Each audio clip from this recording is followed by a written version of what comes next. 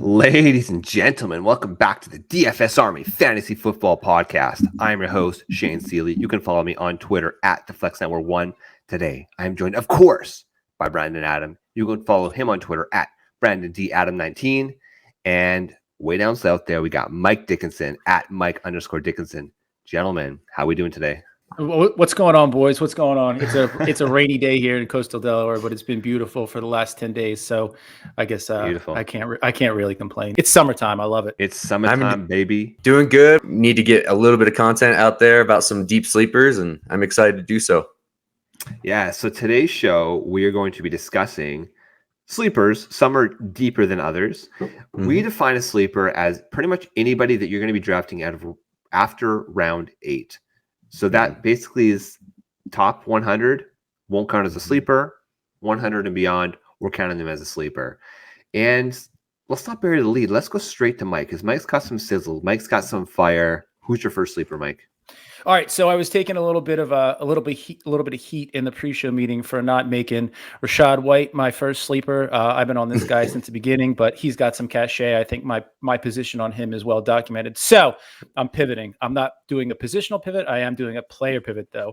I am going way, way, way down south, down to the heat, the sweltering dry heat of Texas, to Houston, to one Damian Pierce, running back from University of Florida. So he's currently going, and this is Underdog ADP. He's currently going 129th overall. I'm going to list off the other gentlemen that are in this running back room, and I want you to tell me if anybody scares you. We got Marlon Mack coming off injury. We got Sexy Rexy Burkhead. We got Royce Freeman, who honestly I thought he was doing construction or HVAC or something like that. And then we have Dario Gumbawale. There's nobody in that room that really scares you. You know, looking at the one knock on Pierce is that he didn't get a ton of run in college. You know, he averaged just north of 100 touches his last 2 years. But when you look at his stats, like he's 5.5 yards per carry on the ground. He's 9.4 yards per catch in the air. 4 years he played, he's at like 370 touches. So he's got a ton of tread left on his tires. He's 5'10", he's 224. He's got a 21.7% college dominator rating. They drafted him in the 4th round. Generally with these running backs, anything 5th round or above, you like to see. I mean, we kind of demarcate that 5th round. The Elijah Mitchell line is that 5th round. So, you know, I really like the situation that he's in. I think it's setting up for him nicely to get a ton of work early. I see a very real scenario where he gets 215, 225 touches during the course of a 17-game season. And the thing that you worry about is that he's never really put his body through that much workload. But, you know, if the coaching staff can manage him and can manage the workload, you feel really good about it. And especially where he's going 10th, 11th round. I mean, if you go running back and then wide receiver early, if you go running back 1st round, get a dominant running back, hit wide receiver for your next 5 or 6 rounds, then go quarterback, then go tight end. I mean, to pick up a guy who could be a starting running back in the NFL in the 10th round, give me that all day. I'll take it. Yep. You don't hear any complaints out of me, brother. I love me some Damian Pierce. This guy is a Tasmanian devil of a runner. He is fun to watch. His attitude is there. I think he's going to be a leader within that locker room. He has that electric personality that people gravitate towards, especially in the NFL. When it becomes a job, you want guys that make work feel like fun, and that's what this guy does. That's exactly what the coaches say about him, his teammates say about him. I love that pick, Mike. How long are you going to hold Damien Pierce? Say you draft him, Mike, and Marlon Mack starts off, you know, he gets that veteran respect. And look, Marlon Mack was a decent fantasy football player when he was playing, right? The Houston Texans are probably not going to be very good this year again, which means there might not be a lot of opportunity for touchdowns. What do you need to see from Damien Pierce so that, one, you hang on to him when he's on the bench, and 2, you know, you just continue to hang on to him? Like, what if he's not getting the usage? Like, what do you need to see to all right, so here in week 4 or 5? So this is a little bit of a strategy piece for me. I think as you work a little bit further down the line, and this isn't really, we're not going to talk about him as a sleeper, but as you work a little bit further down the line, you get to the situation down in New Orleans, and you know that there's a pretty good shot that Alvin Kamara is going to be suspended. They brought Mark Ingram back for a reason. So if I can pick up Mark Ingram in the 12th, 13th, 14th round, somewhere around there, and you know you're going to get 3 to 4 weeks of production out of him, then I don't really need to see. Pierce is not somebody that needs to be in your starting lineup. So it gives you a little bit of luxury. You can hold on to him 3, 4, 5, 6 weeks. He's a 10th, 11th round pick, so it's not a ton of draft capital into it. So if you can be a little bit strategic early, there's going to be opportunity for that. You know, maybe you get a situation in Baltimore where J.K. Dobbins starts on PUP because his knee isn't coming together back the way that the coaching staff thought it was, and you pick up Gus Edwards in the 9th, 10th round. Like, those are all there's opportunities there for you to build your roster so that you don't need production out of these sleepers early. Be patient with rookie running backs, people. Be patient. Give them 4 weeks at least. 4 weeks. Takes a month. Okay, so that's the magic number. That's the number I was trying to get. So 4 weeks. I buy into that. We know that there's always such a mad rush. Like we've been studying these ADPs literally since February. We've been doing best ball since February, and the problem is that a lot of times, especially later rounds, we're completely off on player usages, and that's why week 1, week 2 for the waiver wires is always just madness, right? And sometimes if you see Damian Pierce, who got 8 touches in week 1, and then maybe 10 touches in week 2, didn't really produce, they weren't really in the red zone, it's going to be very tempting to drop that player. But we're preaching patience, and I would say, this is a sleeper show, so I would suggest patience for a lot of these guys. But it's case by case. So Brandon, who's your first sleeper? Mine is an old name that's just dropping in drafts, and I don't understand why. I understand, but Kareem Hunt is one of those solid RBs that you know what you're going to get out of them. It's obvious the Browns have a very defined role for him, and that he is a pass catching back, and he will get some run in between the 20s as well. And he gets a lot of the third down work. Last year before his injury, he was a RB1, guys. RB1. He was literally just absolutely being a top 12 RB, and he's getting zero respect now. He's going late round 9 and beyond. And I just feel like people are dropping the ball because everybody's talking about Dearness Johnson and Brian, or who do they draft as well? I forget what the rookie's name is. Jerome Ford. There you go. They drafted Jerome Ford as well.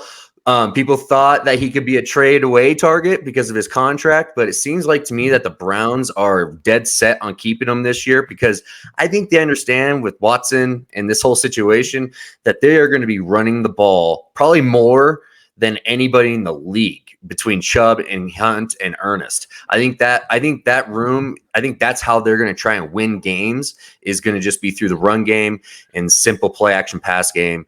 And we'll see. But the minute Watson comes back, then his elite pass catching can take you into a nice level on those third down opportunities.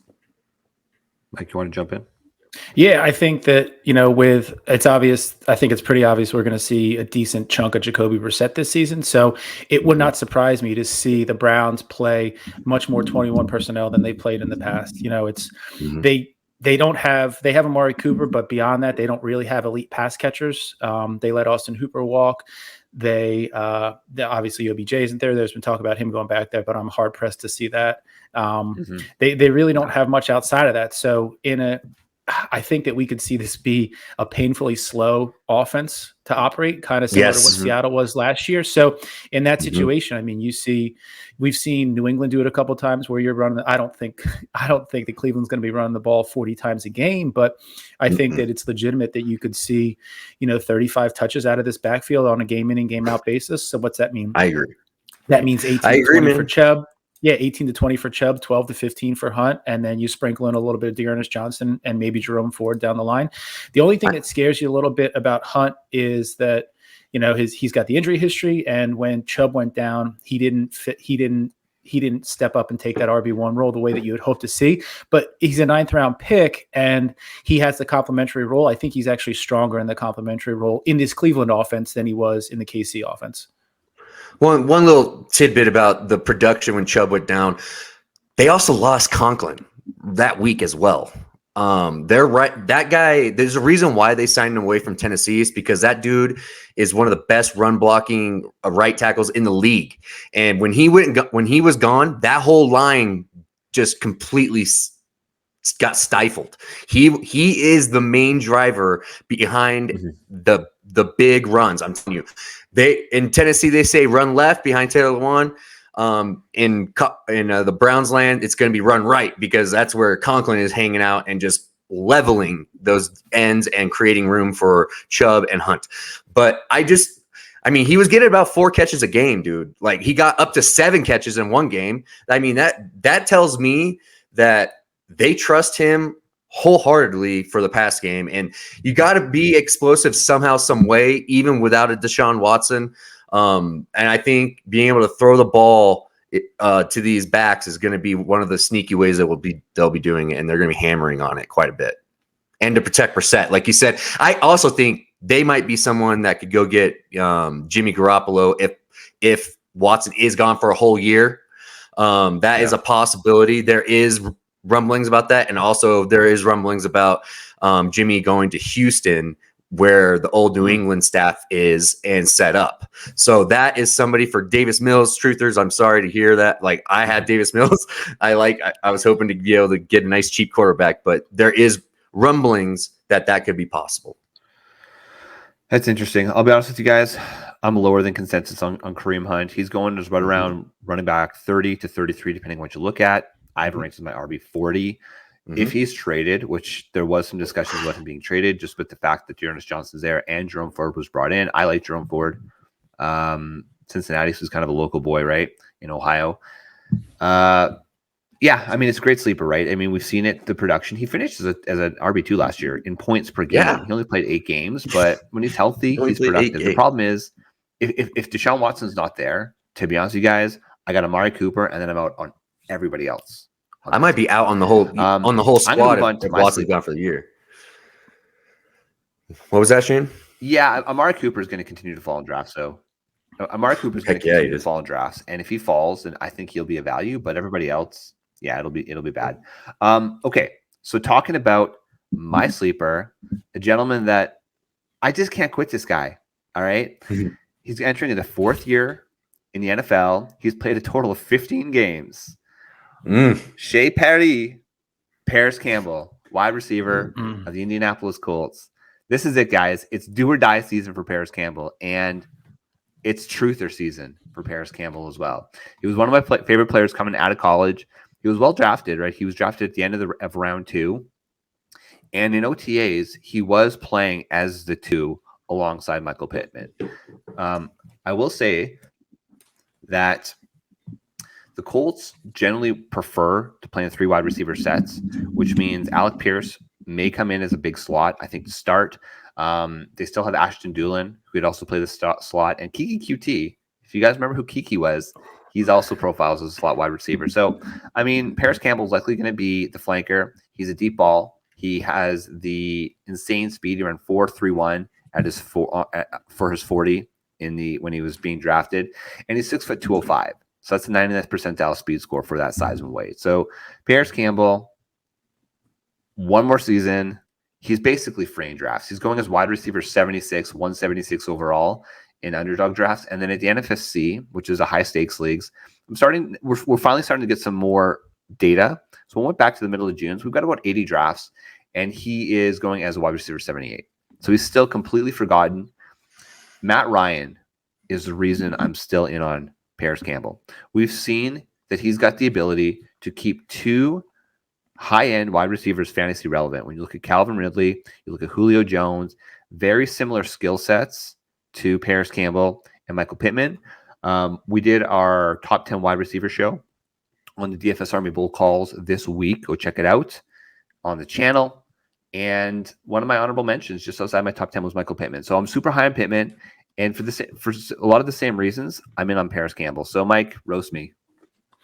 I think on the surface, I think it's a great sleeper. He's cheap. Where's he going in drafts? 176 overall. Oh yeah, there you go. So I think it's great. He's essentially free. He's the bottom of your roster if he doesn't pop. you can get out from under him. The biggest thing with him has been his injuries. Like his injuries have been what's kept him off the field. So if he can stay healthy, I don't know if it's something with the training room there, if it's just the way that he's been working out in the offseason, but the talent's been, like you said, he's got the draft capital. He's got a much more stable quarterback now. I mean, he went from he had Andrew Luck his first year, but then he went Phil Rivers, and then he went Carson Wentz last year. So, now he gets, a veteran, a good veteran, somebody who knows how to play the position of quarterback. Not that Phil Rivers didn't, but he was kind of at the end of his career. He was dust. I like it. I love the setup. Brian? You're nuts. I don't know. I'm out. I was on Paris a while back. I'm off. The guy can't stay healthy. He's small, and he has the people in the building like him, which is a big deal. They haven't gotten rid of him, so they obviously like him. But I don't know. With TY being gone, maybe there's a role with that. But I'm all in on Alec Pierce, man. That guy is going to be the wide receiver 2 in that offense, and I think it's going to be pretty clear early that that's the direction they want to go. I think he's just going to become their little Jordy Nelson, and he's going to be able to do a lot of stuff for them and help out Pittman and take away some of the coverage. But yeah, Paris Campbell, man, like I get it, dude. I get it. I get it. It's a sleeper deal. Yeah, from a strategy perspective, Damian Pierce, rookie running back, you want to give him some time. You want to be patient with him. You're willing to wait 3-4 weeks before you drop him if he's not producing. Paris Campbell, no. If he doesn't produce week 1, I'm considering dropping him. If he doesn't produce week 2, he's gone. He's off my team, right? That's the churn. That's how quickly you have to be willing to move on from these guys. And one of the reasons we like these sleeper discussions is because these are the types of players that think of them as preseason waiver wire runs, right? These are the players that are likely going to pop, because when you draft your team and you compare that team to the end of the season, dramatically different. Maybe 5 or 6 of your core guys are still going to be on your team, but these sleepers are going to be churned, and that's what we highly recommend, right? I mean, the draft is only one part of it. So we're taking swings on, okay, who do we think are going to be hot waiver wire targets after week 1? That's essentially what you need to think about when you're drafting from rounds 10 on, really 9 on, right? Mm-hmm. And Paris Campbell's that guy. Mike, who's your guy as your second sleeper? All right. So for my second sleeper, as a general strategy in my drafts, I tend to A, wait on QB, and B, wait on tight end. So for all the folks out there who are of that same mindset, I present to you Austin Hooper, tight end of the Tennessee Titans. So you look at what he's done the last 2 years in Cleveland, and it's not been overly impressive. Cleveland had a bunch of guys jamming up that tight end room, though. It's kind of odd that they paid him all that money when they still had Njoku, and then they brought in Harrison Bryant around him. You kind of wonder what they were doing. But I think they say Cleveland's going to Cleveland for a reason. So, there's a reason that they've had 445 starting quarterbacks since they came back into the league in 2003, 2002, starting with the Tim Couch era. Oh no, it was 99. Anyway, so I digress. You look at Austin Hooper, you look at what he did his breakout year when he was in Atlanta. 75 catches, 787 yards, 6 touchdowns. All right, great. In a vacuum, that's lovely. But you say, what leads you to believe that he could actually replicate that going into Tennessee? What we will look at is the next year. So remember, going into the season of 2020, I was a big Jonnu Smith guy, looking at the rate that Tannehill had targeted tight ends in the previous year, after he took over as a starting quarterback, you liked what you were seeing. So the left tackle, I think it was Taylor Lewan got injured. Game 4, game 5, somewhere around there. The first 4 games of the season before that injury, and what happened after that injury is they kept Jonnu Smith into block, because obviously the run game is the core of what Tennessee does. But those first 4 games when Lewan was healthy, you look at what Jonnu did. Jonnu had 18 catches, 221 yards, and 5 touchdowns. So you basically extrapolate that out over a 17-game season, and those are very similar numbers to what Hooper put up in Atlanta in his great year. Now, I'm not saying that it's necessarily going to be that, but if you get 85% of that, for where you're drafting him, he's going 186 overall. He's as close to free as you're going to get when it comes to tight end. So if you're going to wait and you're going to stream tight end, he's in a great position to start the reports coming out of OTAs and voluntary team activities are that he's been on the same page as Tannehill. He's grasping the offense well. He's a leader in that locker room. You've seen the struggles that Burks has had. You see that that Woods obviously isn't back yet. He's going to be the one. So he's developing that chemistry with Tannehill that I think is super important. And I love him where he's going. Yeah, he's free. Yeah. $399. Yeah, I mean, He's to be honest with you, $3.99. I'd rather pay just a little bit more at like 175 and get Evan Ingram for a lot of the same reasons. I mean, the pro Austin Hooper is, again, just you look at the team around him. It's going to be a low volume passing offense, but Austin Hooper could be that reliable target for Ryan Tannehill, and he's not going to cost you absolutely anything. So, I mean, if you absolutely decide to punt on tight end, and I mean, he probably has more valuable in a tight end premium league, so 1.5 to 2 points per reception, because I don't really see Hooper getting into box all that often, but he could probably get 4 to 5 receptions every single game, which again, for a free tight end could be absolutely worth it. So I don't know, I'm kind of agnostic to it. I don't hate it, I don't love it. I mean, it's deep, and to me there's just no sex appeal with Austin Hooper. Brandon, what do you think? I understand Mike's logic here. There is a void. Last year, it was very apparent, and the void was big with the tight end position with the Tennessee Titans. They missed Jonnu Smith when he was signed by New England. Not having that other red zone target did work against the Titans, I believe, especially when Henry went down. There, it was just AJ Brown. That's all it was, And so it was hard to move the ball a little bit. And score at a high frequency, because John, if you have a freaky athlete like Jonnu Smith going down the middle, you have to cover him. You just got to. You got to think about him. And Austin Hooper has had some good years. He is a good, talented tight end, and I get it. There's a role to fill, and like you said, there's a lot of question marks in this passing game, and Hooper is a pretty steady Eddie, so we'll see. I kind of like it. It's good, especially for underdog, like, best balls and stuff. Like, you can just get them at the end of your drafts and just fill in. I don't mind it. All right, so filling in a team, who's your second sleeper, Brendan? Man, I've been going back and forth over here. Do I want to change it up from the name I gave you, or do I want to go with that name? Do you want me to go with the original name, or do you want me to go with this person I just thought about? You, Brendan.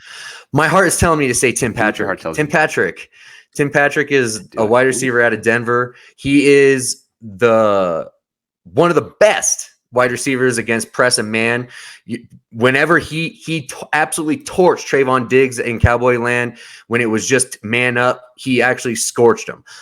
This guy is legit, and he can actually handle some real volume. And in this offense, we really don't know how it's all going to shake out right now. Everybody thinks Albert O. Some people think Albert O. Some people think Jerry Jeudy. Most people think it's going to be Sutton. But if you're going to be doing these underdog best balls, I don't mind Tim Patrick at all where he's going at 117 ADP. That's free. That's going right next to Tyler Boyd.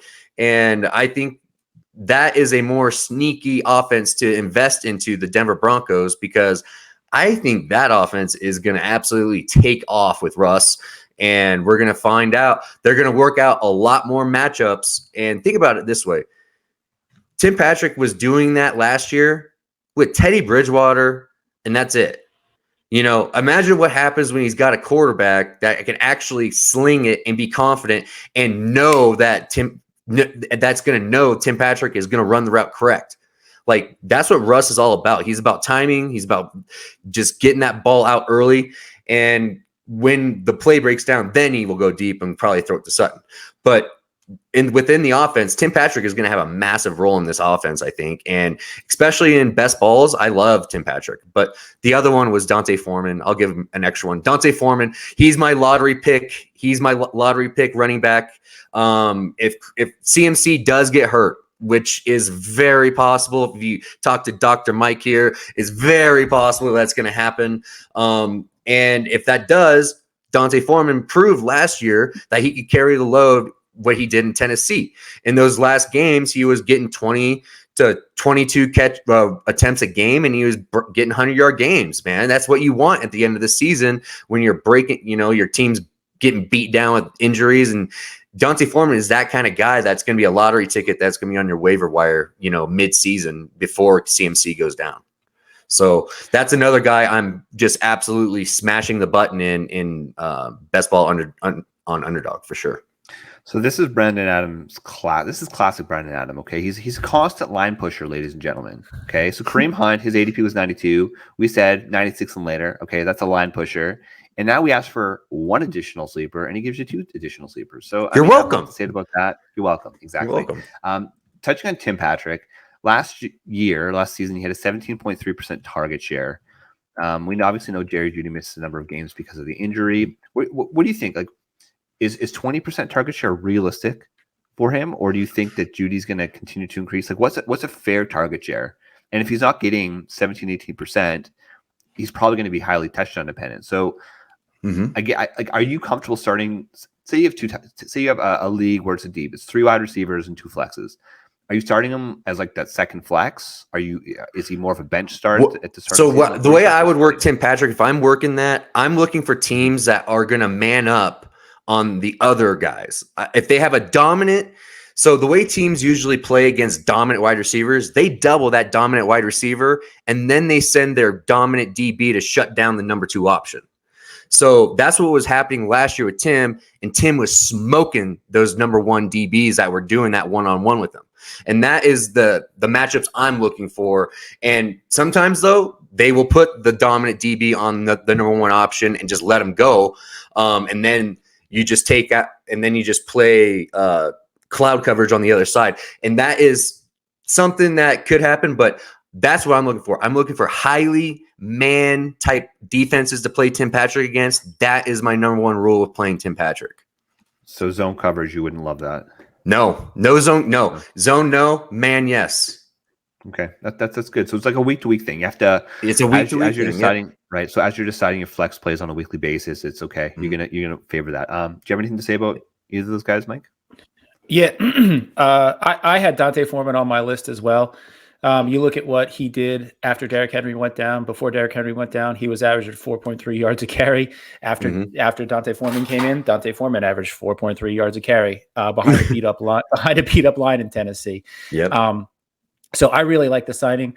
I think that you look at, pathways to potential playing time, and there's actually 2 for Foreman. The first is that they don't give Christian McCaffrey the full complement of snaps that they have been. So he's 65 to 70% of what he's been doing. McCaffrey is obviously he'll be in there on early downs. He'll be in there on passing downs. But I think that what you see is that they start to swap in and rotate in Foreman more than they have been in an effort to preserve him, because obviously McCaffrey is a very unique player and he brings a very unique element to the game, and you need to account for him when he's in there. But if he's hurt, he can't be in there. So either his role changes and decreases and Foreman gets run that way, or McCaffrey gets hurt and Foreman gets run that way. So I love that. On the Patrick thing, I think that you look at how Russ likes to distribute the ball. There's a reason that, the DK Metcalfs of the world shined when he was in Seattle. He's a shorter quarterback. He can't get to the middle of the field as easily as some of these taller guys can. So I think the perimeter receivers there, looking at Sutton and looking at Patrick, the perimeter receivers are going to be the ones that shine in Denver with him. So I think a 20% target share for Patrick is within the range of outcomes. And if he hits that, then I'm perfectly comfortable with him as a second flex option in a deeper league. Yeah. Yeah. I see. This is something that I didn't even realize. Tim Patrick is 6'4". That's crazy. Bro. He's not some slouch. Like he's real, bro. They're both big. Him and Sutton. Yep. We talk about the Twin Towers in Atlanta. I think it's going to be Twin Towers up there in Denver. All right, guys, are you ready for a little bit of sizzle on top of that boring, bland pie you guys have been talking about? Oh I got a good sleeper for the people, a player for the people that I'm drafting as often as I can. I'm drafting him ahead of his teammate who's going ahead of him in drafts. James Cook, rookie running back, Buffalo Bills. To me, everybody's saying that Devon Singletary is going to be the first and second down option in Buffalo. And obviously, the early reports at a camp were that he was and is going to be the starter. Buffalo has a lot of confidence in Devon Singletary. And I get it. The way that he finished the season was pretty amazing. I mean, from week 14 on in fantasy football, which is what we care about, he basically scored at least 15 points or more in every single week. And then he had a 3-week stretch where he had between 23 to 25 points. I get it. Okay. But James Cook, higher drafted, granted, mildly. He was picked 2.31 versus Devon Singletary at 310. They're very similar in size. James Cook's 5'11", 199. Devon Singletary's 5'7", 203 pounds. Okay. Singletary's a lot thicker. I mean, he's got over 30 BMI, whereas James Cook's 27. But when you look at just the pure athleticism of these players, okay, speed score, which is it's a highly correlated stat for these running backs. He had a 4.42 40-yard dash, which equated to 104.3 speed score. That's James Cook. You compare that to Devon Singletary. He was 4.66, which was a 17th percentile speed score. Okay. Mm-hmm. He's a bit of a thumper, but the thing is that talent is going to win out in the NFL. And then we talk about these high caloric options. We like the third down passing back because receptions are worth more points than a carry. Okay. And as the season goes on, I guarantee you James Cook is going to outperform Devon Singletary. And by midseason, he's going to be the starter. So to start the season, you're going to get a solid floor with probably 4 to 5 targets a week. You hope he gets in the box. He's going to score you 10 to 11 fantasy points. Not great, but it's going to be starting. As they get more comfortable with him, we saw the electric upside of Devon Singletary. So imagine Devon Singletary on steroids, and that's James Cook. And that's what he's going to produce in this prolific Buffalo offense. He's going way too cheap. I get why he is because of the Singletary hype. Don't buy the hype. Draft James Cook. Mike, I know you're on James Cook bandwagon, so I'm going to go to you first. So looking a little bit deeper, what you kind of got to look at is what Buffalo has done, not on the player personnel side, but on the coaching personnel side. So they brought back the offensive line coach who was there when Shady McCoy was in his heyday, a gentleman by the name of Aaron Kromer. A Kromer is a proven O-line coach. Kromer's awesome. Yeah, Aaron Kromer produces those 2 years, the 15-16 when he was in Buffalo. Shady was an RB1. He produced. The thing with Shady is that he's a little bit thicker than Cook is. Shady generally goes 5'11".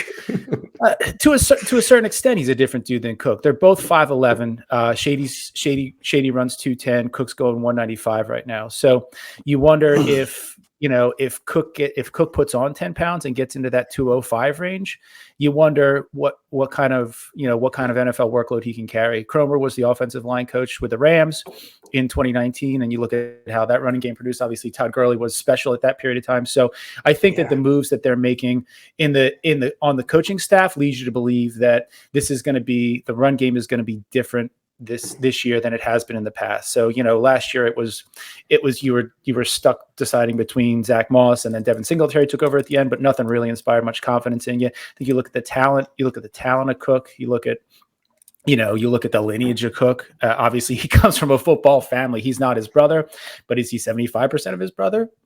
For where he's going in drafts, I'll take it if he is. Yeah, I don't mind where he's going. He's not this is not the rookie drafts, okay? This is overall redraft. He's going at a great value because he does possess that possible upside that you guys are talking about. You guys would be proud of me. I just took him at pick 99 as my RB3.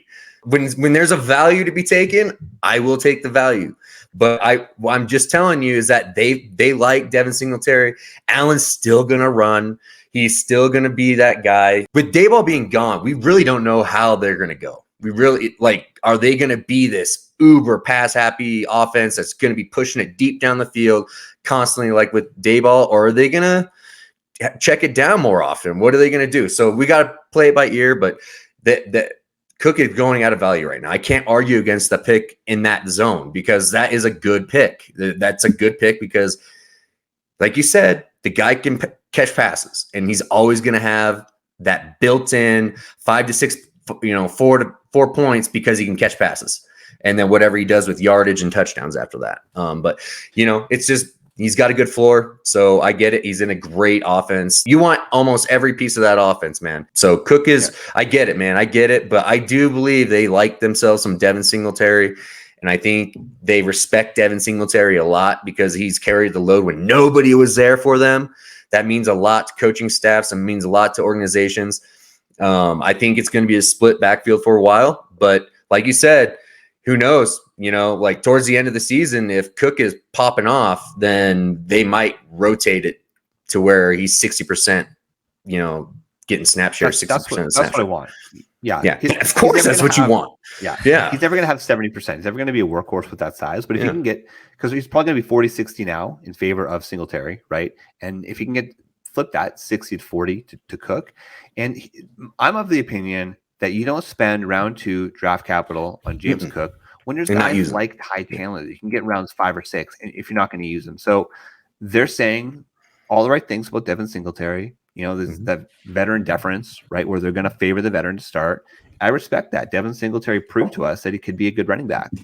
It's going to be a lightning and thunder type thing, and give me the lightning flash. I'm just sizzle. So my thing is like how is this offense going to break down? Are they going to be 60% pass, 70, 65% pass? That's something that's to be seen. But you're right, dude. He can catch passes like better than anybody else in this draft besides Breece Hall. That's it. There's Breece Hall is the only guy that is better than him at that.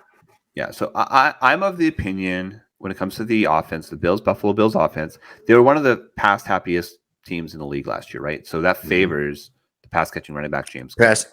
Cook. I'm of the opinion that as Josh Allen continues to mature in his career, that they're going to try to continue to step back a little bit. They're not going to have design plays necessarily for Josh Allen. He's still going to run with the ball, but they're going to try to say, you know what, Josh, instead of putting your body at risk, just check it down to that running back. That's why we brought the guy in. Let's keep the body healthy for the playoffs. And that's going to result in you'll see that early in the season. I believe that you'll see that more early in the season. And then when the games start mattering a ton, I think Allen's going to be like, I'm taking this thing over. But that offense is 100% ran through, Allen and that right arm of his. So, and his legs are just a bonus, but the guy is a star. So I'm excited to see what Cook. This is a great debate. I love it. We debated really hard on this in rookie draft season. And I'm excited to see where this offense is going to go because it's a whole new, it's a new coaching staff, man. So we really don't know what they want to do. You know what I know what I want to do? I just want to do more drafts, get more exposure to all of these players. Because honestly, like this is what's fun about this time of the year, right? It's getting our flags planted for all of our deep sleepers, and we're going to be here all off season. It's just getting started. I feel like July 4th, turn the calendar over. All those fantasy stations you listen to go from baseball to football. And Scott Fish Bowl's on Monday. That's usually kind of like the big party for the fantasy football industry as a whole. So it's going to be exciting. I'm getting excited, and I'm excited for all the content we're going to be producing. So let's end it there, guys. Yep. You can follow Mike Dickinson on Twitter at Mike_Dickinson. You can follow Brandon on Twitter at Brandon D Adam19. And of course, you can follow me, Shane Seeley, at Flex Network 1. So for Mike, for Brandon, I'm Shane, and we are the DFS Army Fantasy Football Show.